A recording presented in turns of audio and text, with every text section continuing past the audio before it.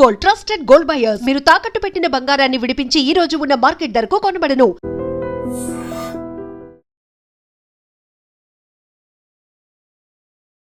Welcome to iDream. నేను Udayasri. Present మనం మాట్లాడుకోబోతూ ఉన్నాము టెక్ ఇండస్ట్రీలో లే ఆఫ్స్ గురించి. సో మనతో మాట్లాడడానికి హైకోర్టు సీనియర్ అడ్వకేట్ పృథ్వీరాజ్ గారు ఉన్నారు. మాట్లాడదాం. నమస్తే అండి. Welcome to our studio. Sir, ఏంటి అసలు ఉద్యోగ భద్రత అనేది లేకుండా పోయింది? మెయిన్ టార్గెట్ కొంచెం సీనియర్స్, మధ్య మీడియం ఎక్స్పీరియన్స్ ఉన్న వాళ్ళే అవుతూ ఉన్నారు. ఆల్రెడీ మైక్రోసాఫ్ట్ 12,000 మెంబర్స్ని తీసేసింది, మళ్ళీ TCS 15,000 మెంబర్స్ని తీసేస్తుంది. ఏంటి ఏఐఏ దీనికి రీజన్ అంటారా?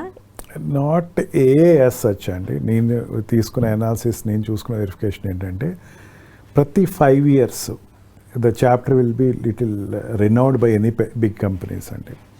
అంటే ఇప్పుడు ఫర్ ఎగ్జాంపుల్ మనం ఒక ప్రాజెక్ట్ అనుకున్నాం అనుకోండి, ఈ స్టూడియో ఉంది, ఒక ప్రాజెక్ట్గా ఒక ప్యాకేజ్ ఆఫ్ ఒక ప్రాజెక్ట్ చేస్తున్నాం, ఒక పెద్ద సీన్ ఏదో చేస్తున్నాం, లేకపోతే ఒక పెద్ద షో ఏదో చేస్తున్నాం అంటే ఇమీడియట్గా అప్పటికప్పుడు ఒక 500 మంది ఎంప్లాయీస్ని తీసుకున్నాం అనుకోండి. They are not permanent employees as such. Project అయిపోయింది, 500 రిమైనింగ్ పెట్టుకోలేం కదా మనం.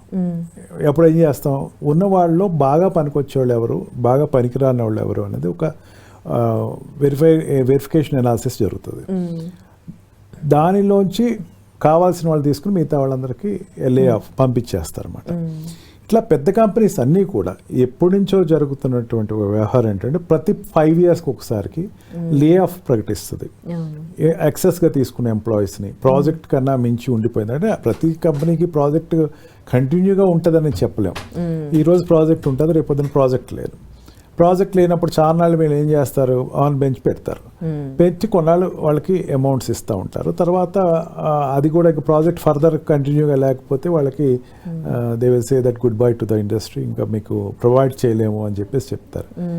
ఇది ఒక పద్ధతి. ఇంకొకసారి అంటే ముక్తసరిగా తీసేయటం అంటే ఈ మొత్తం ఈ HR డిపార్ట్మెంట్ అంతా కూర్చుని ఒకసారి వెరిఫై చేసుకుంటుంది. ఇప్పుడు ప్రాజెక్ట్ యాజ్ ఆఫ్ నౌ ఉండేటువంటి సరిపడా వాళ్ళకి నేను ఇప్పుడు వీళ్ళు తీసేస్తున్నారంటే చూసుకోండి, TCS కానీ మైక్రో కానీ రేపు పొద్దున్న మళ్ళీ జాబ్ కాలమ్స్ కనపడతాయి. అంటే వీళ్ళు తీసేస్తున్నారంటే ఇంకా జాబ్స్ ఆగిపోవాలి కదా. మైక్రోసాఫ్ట్ జాబ్ ఆగదు కానీ కనపడతా ఉంటుంది. మీరు మళ్ళీ వెరిఫై చేసుకోండి, ఒకసారి పోర్టల్స్లో చూసుకోండి, TCS కానీ మైక్రోసాఫ్ట్ చూసుకోండి, jobs will be available for it. మరి వీళ్ళు ఎందుకు తీసేస్తున్నారు? These are people are not that much useful to the company. జనరల్గా ఇదివరకు ఏమైందంటే అండి, టిల్ ఆఫ్టర్ కరోనా వరకు, బిఫోర్ కరోనా వరకు, ఆఫ్టర్ కరోనా 2 phases తీసుకుందాం. ఆఫ్టర్ కరోనా ఏమైందంటే కంప్యూటర్ సైన్స్ తోటి వచ్చేటువంటి ఇంజనీరింగ్ గ్రాడ్యుయేట్స్ పెరిగారు. అంటే ఒక 2015 నుంచి వాళ్ళు స్టార్ట్ అయ్యారు. బట్ అవుట్కమ్ వచ్చేసరికి ఆఫ్టర్ కరోనా నుంచి వాళ్ళు బయటకు వచ్చారు. అంతకుముందు మెకానికల్ ఇంజనీర్స్ కానీ, ఎలక్ట్రికల్ EEE కానీ, ఏది ఇంజనీరింగ్ ఇర్రివర్టబుల్ ఆఫ్ ద ఇంజనీరింగ్, ఏదో ఇంజనీరింగ్ చేసి కొన్ని కోర్సెస్ చేసుకుని వాళ్ళు కంప్యూటర్ ఫీల్డ్లోకి వచ్చేసేవారు. కానీ ఇప్పుడు CS స్పెసిఫిక్గా వస్తున్నారు. కంప్యూటర్ సైన్స్లోనే ఉండేవాళ్ళు, దాంట్లో మళ్ళీ AI టెక్నాలజీ తోటి చేసేవాళ్ళు వస్తున్నారు. ఇప్పుడు CS నుంచి డైరెక్ట్గా వచ్చే వాళ్ళకి, కొన్ని కోర్సెస్ చేసి వచ్చే వాళ్ళకి డిఫరెన్సియేషన్ ఉంటుంది. Because they are very much good in EEE, they are good in mechanical, they are good in other degrees, but not that much perfect for the computer sciences. వాళ్ళతో ప్రాజెక్ట్ చేయించుకుంటారు కాన్బట్ పొజిషన్లో. కానీ on field వచ్చేసరికి ఏమవుతుందంటే ఇప్పుడు వాళ్ళు experience అయిపోయి వెళ్ళిపోయిన వాళ్ళు పర్లేదు. ఈ మధ్యగా అంటే 2015 నుంచి జాయిన్ అయినటువంటి వ్యక్తులు ఎవరైతే మెకానికల్ మిగతా 6 streams నుంచి వచ్చేవాళ్ళు ఎవరైతే ఉన్నారో వాళ్ళ గురించి ఒకసారి పునరాలోచన చేసుకుంటూ ఉంటుంది కంపెనీ. CSనే పెట్టేద్దాం మొత్తం. And also this prestigious institutes also emerging a lot. IIT కానీ, మన బిట్స్ పిల్లాని కానీ, లేకపోతే కొన్ని NIT, ఇవన్నీ కూడా ఇన్స్టిట్యూషన్ వచ్చేసినాయి. అవి కూడా చాలామంది ప్రొడక్షన్ స్టార్ట్ అయిపోయింది. Students are coming out. వాడిని ఒకరిని తీసుకుంటే ఇలా 5 తీసేయచ్చు వాళ్ళ దృష్టిలో. అంటే అది ప్రాక్టికల్గా ఉన్నా కాదు కదా, వాళ్ళ అనాలిసిస్ ఏంటంటే ఒక IIT వాడిని తీసుకుంటే 4 తీసేయచ్చు. వాళ్ళు కొనాలి పోయాకంటే సీనియారిటీ శాలరీస్ ఇవ్వాలంటే పెరిగిపోతుంది, శాలరీ స్ట్రక్చర్ పెరిగిపోతుంది, ఇంకా ఆటోమేటిక్గా లే ఆఫ్ ఇచ్చేస్తారు వాటికి. It is not as such as disappointed. But one factor మీరు చెప్పింది కరెక్టే. ఆర్టిఫిషియల్ ఇంటెలిజెన్స్ వచ్చేసిన తర్వాత కొన్ని సెక్టర్స్లో ఎంప్లాయీస్ అవసరం లేకుండానే the machine is generating their own work. అటువంటి సెక్టర్స్లో కొంత తీసేసి ప్రాక్టికల్గా ట్రై చేద్దాం కొన్నాళ్ళు, వాళ్ళు తీసేసి వర్క్ పెట్టుకుందాం అన్నది ఒక ఆలోచన ఉంది.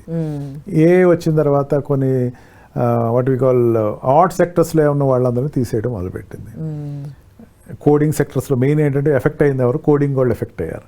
ప్రీవియస్ కోడింగ్ వాళ్ళకి బీభత్సైన మార్కెట్ ఉండేది, ఇప్పుడు కోడింగ్ వాళ్ళు ఎఫెక్ట్ అయిపోయారు. అండ్ డేటా అనాలిసిస్ వాళ్ళు అట్లాగే ఉంటారు, అండ్ బ్యాక్ అండ్ టీమ్ కూడా అట్లాగే ఉంటుంది. ఎక్కడ ఎక్కువ ఎఫెక్ట్ అయ్యిందంటే కోడింగ్ టీం వాళ్ళు, జావా నమ్ముకుని వచ్చిన వాళ్ళు, వీళ్ళు కొంచెం ఎఫెక్ట్ అయిన మాట వాస్తవే. ఓకే, వీళ్ళు రియలైజ్ అవ్వాల్సింది ఏంటి? కొంచెం అంటే ఎక్స్పీరియన్స్డ్ కాదమ్మా. నేను what I suggest is that the moment మీరు ఏ కాలేజ్లో ఉన్నప్పుడు కానీ, కాలేజ్ నుంచి బయటకు వచ్చే ముందు కానీ, do as many courses as possible. Certification, work shops చాలా వాళ్ళకి స్పియర్ ఉంటుందమ్మా. Instead of making their time as an enjoyment time, take it a serious. You are in competition. ప్రతి నిమిషం గుర్తుపెట్టుకోండి, యు ఆర్ ఇన్ కాంపిటీషన్ వరల్డ్లోకి వెళ్తున్నాము. మనం బయటకు వచ్చిన తర్వాత ఎట్లాగుంటుంది, ఈ లోపలే మనం తొందరపడాలి. మనం ఈ వర్క్షాప్స్, మ్యాక్సిమం వర్క్షాప్స్ అటెండ్ అవ్వాలి. కోర్సెస్ అనేది థర్డ్ ఇయర్లోనే స్టార్ట్ చేయాలి. ఏదో కోర్సెస్, ఇంటర్న్షిప్ థర్డ్ ఇయర్లోనే ఇంటర్న్షిప్ జాయిన్ అవ్వటం. ఖాళీగా ఉండకుండా ఎక్కడో చోట ఉన్న వాళ్ళు ఖచ్చితంగా దే విల్ పికప్. వాళ్ళు బయటకు రారమ్మా ఎప్పుడు కూడా. తర్వాత ఫేక్ తోటి వస్తూ ఉంటారు, ఏదో గ్యాప్ ఉంటుంది, గ్యాప్ కవర్ చేసుకుంటా ఒక ఫేక్. ఇది ఫేక్ అనేది ఇట్ కెనాట్ బి ట్రాన్సాక్ట్ అనేది తప్పమ్మా. It can be transacted at any stage. HR వాళ్ళకి అర్థమైపోద్ది ఇది ఫేకా కాదా అన్నది. వాళ్ళకి వెరిఫై చేసి పెడతారు. వాళ్ళు ఎంప్లాయ్మెంట్ కంటిన్యూ చేస్తున్నారంటే ఇట్ ఈస్ నాట్ దట్ నేను పట్టించుకోలేదు అన్నది కాదు, దే అసెస్డ్. బట్ ఆపర్చునిటీ వచ్చినప్పుడు ఇక నువ్వు ఫేక్ చేసావు, అది అందుకే that's why I'm disconnecting you అని చెప్పేసి అంటారు.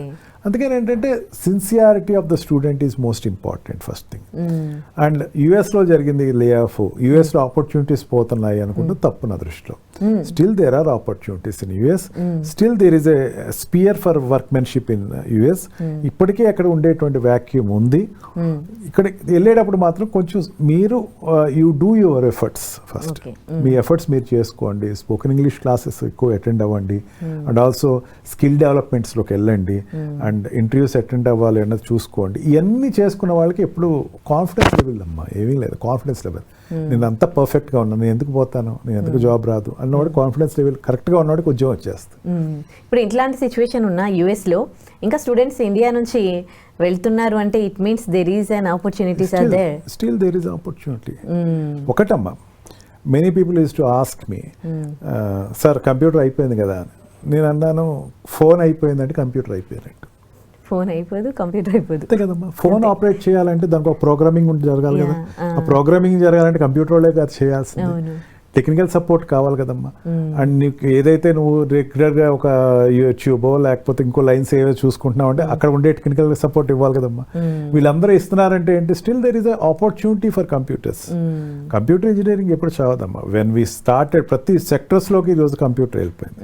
ఇప్పుడు ఇదివరకు జనాభా లెక్కలు తీయాలంటే ఒక పెద్ద 10 సంవత్సరాల ప్రాసెస్, లేదా అంటే గవర్నమెంట్ సెక్టర్స్లో చెప్తున్నాను, రిజిస్ట్రేషన్కి వెళ్ళాలంటే పెద్ద ప్రాసెస్. ఇప్పుడు అవన్నీ కట్ షార్ట్ అయిపోయినాయి, ఈజీ అయిపోయినాయి. ఎట్లా అయింది? Because of implementation of computer science in it. అట్లా ప్రతి సెక్టర్స్ డెవలప్ అవుతాయమ్మా. కంప్యూటర్ లేకుండా ఇక ముందు ఉండదేమో అని చెప్పచ్చు. అన్ని కంప్యూటరైజేషన్. ఈ ఆపరేషన్స్ ఇవన్నీ తీసుకుందాం, పెద్ద పెద్ద హాస్పిటల్ ఆపరేషన్స్ తీసుకుందాం, వాళ్ళందరూ కూడా బోర్డులు పెడుతున్నారు. We are using latest technology where computer is playing a pivotal role అంటారు. ఎట్లా అవుతుంది? అదంతా రోబోటిక్స్ ఉంది. రోబోటిక్ ఆపరేషన్ వచ్చి కంప్యూటర్గా చేయాల్సింది. మిషన్ అంటే it may be electronics and electrical తోటి వెళ్తుంది, మెకానికల్ తోటి వెళ్తుంది. బట్ ఆపరేషన్ పార్ట్ వచ్చేసరికి ఒక కంప్యూటర్ చేయాలి కదా. Sectors are getting increased.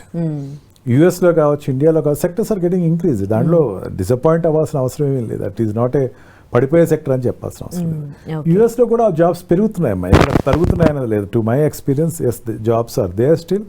Worry అవ్వక్కలేదు, ప్యానిక్ అవ్వక్కలేదు. ఒక రొటేషన్ ఇయర్ 5 years ఒకసారి జరిగే రొటేషన్ ఇయర్లో ఈ ఇయర్ నెక్స్ట్ ఇయర్ ఉండొచ్చు, తర్వాత మళ్ళీ ఎన్ని సర్వసాధారణం అయిపోతాయమ్మా. థ్యాంక్ యూ సో మచ్, మంచి ఇన్ఫర్మేషన్ ఇచ్చారు సార్. Thank you.